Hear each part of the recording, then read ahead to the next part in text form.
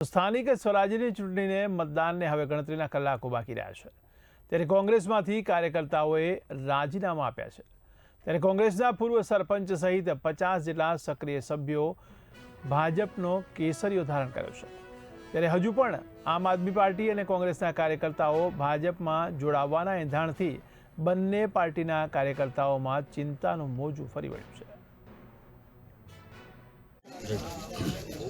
મારું નામ સિંધવ કાથળભાઈ ગોદળભાઈ ઉર્ફે નાનુભાઈ, માળિયા તાલુકાની જુથ્થડ જિલ્લા પંચાયતના ઉમેદવાર તરીકે પાર્ટીએ મારી પસંદગી કરી છે ને જુથ્થડ જિલ્લા પંચાયતના પાણીદરા ગામના માજી સરપંચ સામતભાઈ તેમજ 50 કાર્યકરો ભારતીય જનતા પાર્ટીની કામગીરી અને ભારતીય જનતા પાર્ટીની વિશાળ વિશ્વની નીતિ અને લોકોના નાના મોટા બધા હરેક પ્રશ્નોને સાંભળી અને લોકોના કામ કરવા માટે 50 લોકો મારી સાથે મારા પરિવારની જેમ એક પરિવારમાં ઉમેરો કર્યો એ બદલ એ સર્વનો હું ખૂબ ખૂબ આભાર માનું છું। તેમજ મારા માળિયા તાલુકા પંચાયતના પ્રમુખ શ્રી દિલીપભાઈ, લાઠોદરા તાલુકા પંચાયતના પૂર્વ સદસ્ય માનસિંહભાઈ, લાઠોદરા ગામના માજી સરપંચ અને બક્ષીપંચ મોરચાના પ્રમુખ વિક્રમભાઈ અને પાણીદરા ગામના સરપંચ શ્રી હરેશભાઈ ડાભી તેમજ અન્ય લોકો સાથે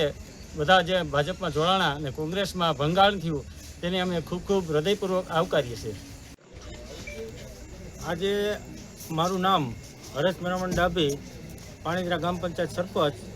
આજે ભાજપ પરિવારમાં આપણે કોંગ્રેસમાંથીને ભંગાણ કરીએ છીએ, બરાબર છે।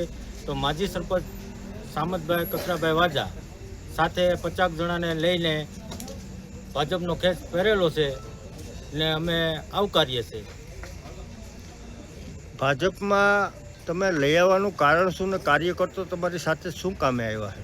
શું કામે એટલે ભાજપની કામગીરીના હિસાબે ભાજપમાં જોડાણા, ભાજપની સારી કામગીરીના હિસાબે યોજનાઓના બધા લાભો ને સારી કામગીરી છે એને હિસાબે ભાજપમાં આવેલા છે। રેડી। મારું નામ ગોરધનભાઈ ગોહેલ, ગામ પાણીદરા, જિલ્લા એચસી મોરચાના મહામંત્રીના પ્રતિનિધિ।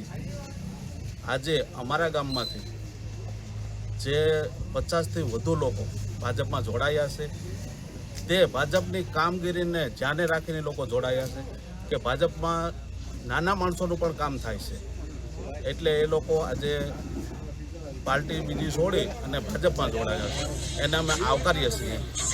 માળિયા તાલુકા ભાજપ વતી અને એચસી મોરચા જુનાગઢ વતી આજે અમે એને ભાજપમાં આવકારીએ છીએ।